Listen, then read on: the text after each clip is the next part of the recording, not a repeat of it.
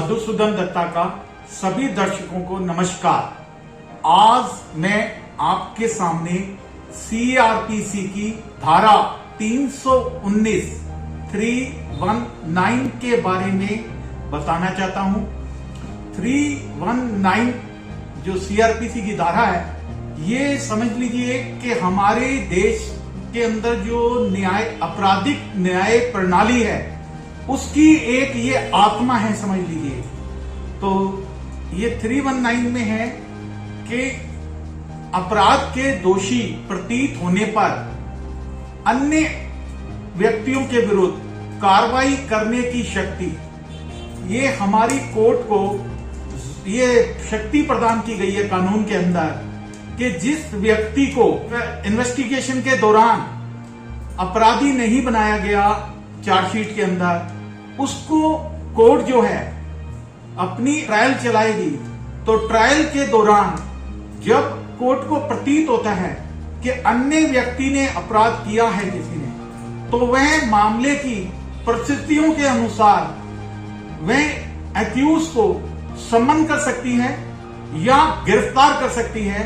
अगर कोर्ट के अंदर है तो उसे डिटेन कर सकती है। ये शक्ति सीआरपीसी की धारा 319 में कोर्ट को प्रदान की गई है। इसका सिक्के का दूसरा पहलू यह है कि जब कोई अपराध होता है और उस अपराध के बारे में जो पीड़ित व्यक्ति है या इंफॉर्मेशन देने वाला व्यक्ति है, एफआईआर के अंदर अगर वह 5 व्यक्तियों के नाम दर्ज कराता है और इन्वेस्टिगेशन ऑफिसर इन्वेस्टिगेशन के दौरान जो उसकी केस फाइल में एविडेंस आती है, उस एविडेंस के आधार पर वह केवल 3 व्यक्तियों के विरुद्ध चार्जशीट फाइल करता है और 2 के विरुद्ध चार्जशीट फाइल नहीं करता, क्योंकि उसकी जो इन्वेस्टिगेशन है उसके अंदर 2 व्यक्तियों के विरुद्ध कोई भी साक्ष्य ऐसा नहीं आया, एविडेंस नहीं आया कि जिससे पता लगे कि बाकी के 2 व्यक्तियों ने अपराध किया है। तो वह 3 के विरुद्ध केवल चार्जशीट फाइल करता है इन्वेस्टिगेशन ऑफिसर। और ट्रायल के दौरान कोर्ट में जब पीड़ित व्यक्ति एविडेंस देता है और एविडेंस के दौरान वह बताता है कि 5 ने अपराध किया है और इसमें 3 के विरुद्ध ही चार्जशीट फाइल की गई है, तो वह पीड़ित व्यक्ति एविडेंस करवाने के बाद अब अंडर सेक्शन 319 सीआरपीसी में प्रे कर सकता है ऑनरेबल कोर्ट से कि बाकी बचे 2 व्यक्तियों को भी अक्यूज बनाया जाए ट्रायल के दौरान। तो कोर्ट उसकी एप्लीकेशन पर,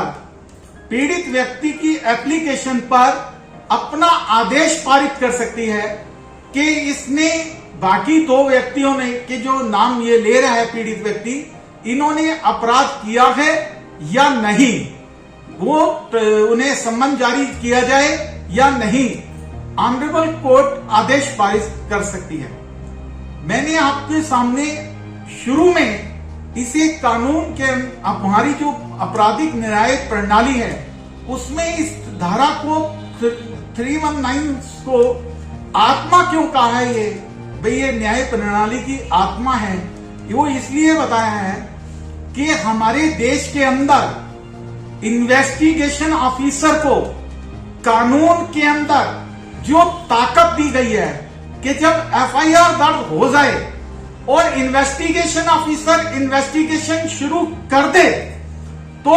उस स्टेशन के स्टेशन हाउस ऑफिसर से जो सुपीरियर ऑफिसर हैं उस क्षेत्र में, चाहे वो असिस्टेंट कमिश्नर पुलिस हो, डिस्ट्रिक्ट के एसपी हो या सिटी मेट्रो सिटी में डिप्टी कमिश्नर ऑफ पुलिस हो, मेट्रो सिटी में चाहे हमारे ज्वाइंट कमिश्नर ऑफ पुलिस हो या पुलिस कमिश्नर हो, और स्टेट के अंदर चाहे आईजी हो या डीआईजी हो या डीजीपी हो, तो भी उस इन्वेस्टिगेशन के दौरान उस इन्वेस्टिगेशन के अंदर इंटरवीन नहीं कर सकते 36 सीआरपीसी की धारा 36 में सभी सीनियर ऑफिसर को पावर दी गई है जो पुलिस स्टेशन हाउस ऑफिसर को है, परंतु इन्वेस्टिगेशन के दौरान सीनियर ऑफिसर इन्वेस्टिगेशन में इंटरफेयर नहीं कर सकते। इस पे एक judgement honourable Kerala high court की आ चुकी है। तो ये कारण क्या है कि इन्वेस्टिगेशन ऑफिसर को पूरी ताकत दी गई है इन्वेस्टिगेशन के दौरान कि वो चाहे तो एफआईआर में दर्ज जिनका नाम नहीं है उनको भी एक्यूज बना सकता है इन्वेस्टिगेशन के दौरान, अगर उसे एविडेंस कोई मिल जाता है। और अगर एफआईआर के अंदर 5 का नाम है और 5 में से 3 के खिलाफ इन्वेस्टिगेशन के दौरान एविडेंस आई है केस फाइल में और बाकी 2 व्यक्तियों के खिलाफ इन्वेस्टिगेशन के दौरान कोई एविडेंस नहीं आई, तो वह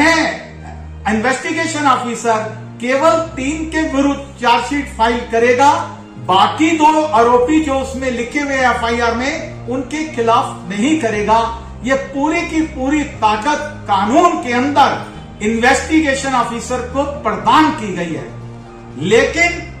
ये धारा 319 सीआरपीसी ये कहती है कि अगर पीड़ित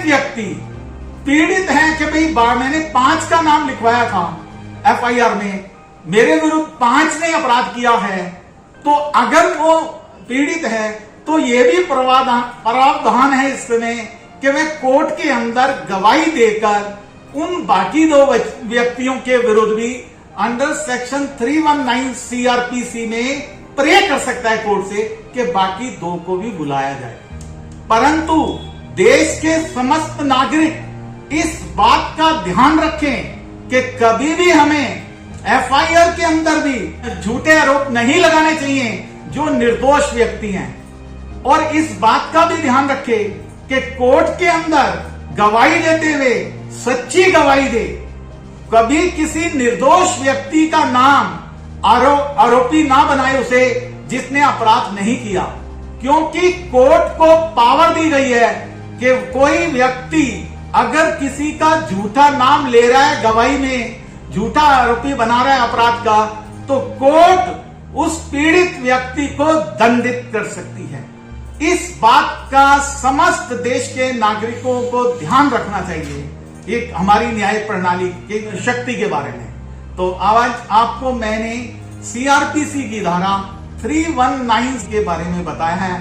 तो सभी से मेरा निवेदन है दर्शकों से कि इस वीडियो को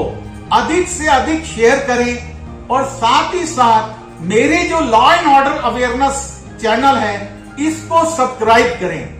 सभी दर्शकों का हाथ जोड़ के मेरा सभी को धन्यवाद जिन्होंने भी इस वीडियो को देखा।